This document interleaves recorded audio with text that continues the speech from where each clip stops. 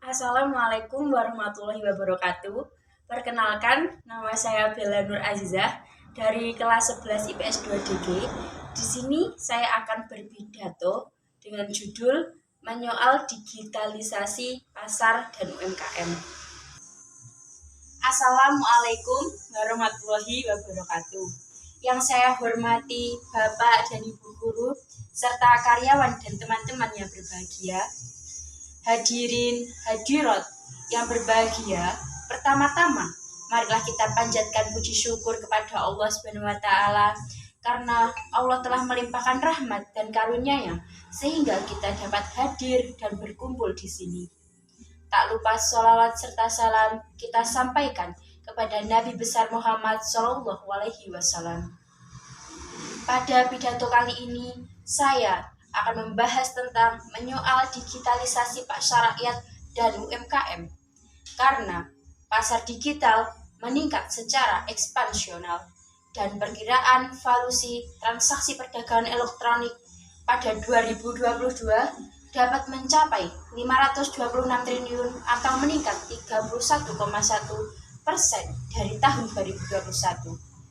Itu adalah sebuah sinyal yang menandakan pangsa pasar digital makin berkembang ekspansif. Pasar digital membuat seseorang dapat mencari, memilih, dan membayar produk dimanapun, sehingga menghemat biaya transaksi karena tidak perlu mengeluarkan biaya transportasi untuk berbelanja di pasar konvensional. Apalagi pasar digital memungkinkan konsumen mendapatkan informasi harga terkini sehingga dapat membandingkan dan memilih tingkat harga kualitas yang sesuai dengan kemampuan bayarnya. Namun, di balik manisnya manfaat pasar digital, ada konflik laten yang memicu friksi antara pasar digital dan pasar konvensional.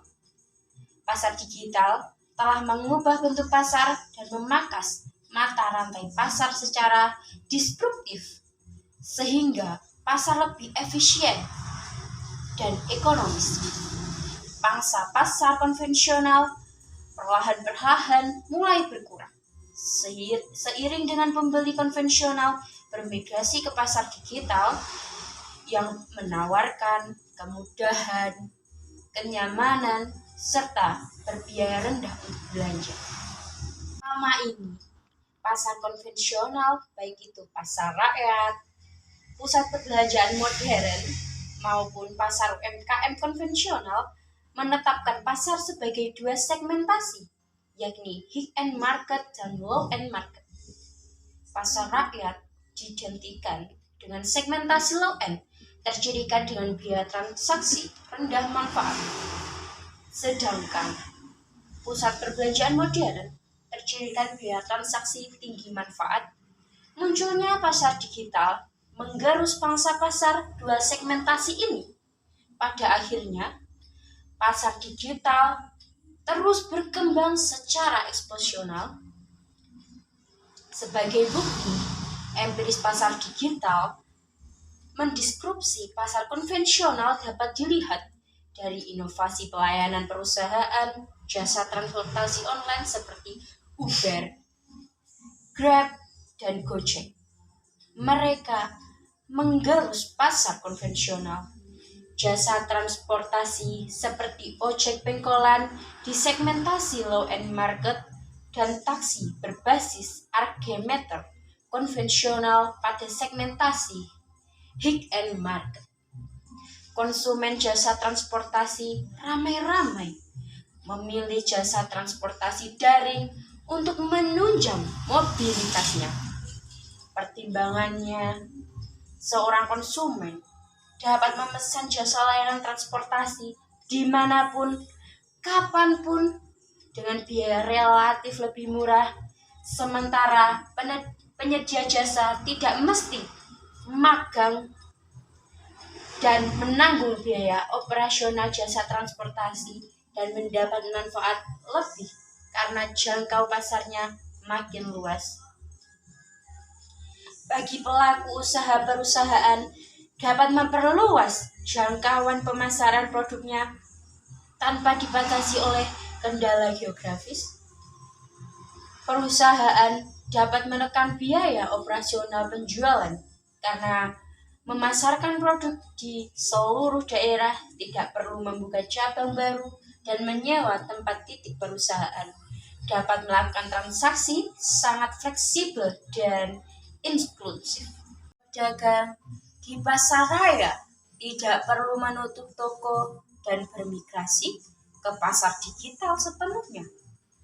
Namun, pedagang tetap dapat berjualan di toko seperti sedia kala dan produk tersebut dapat pula diperdagangkan di platform digital sebab tiap-tiap pasar memiliki preferensi pelanggannya sendiri.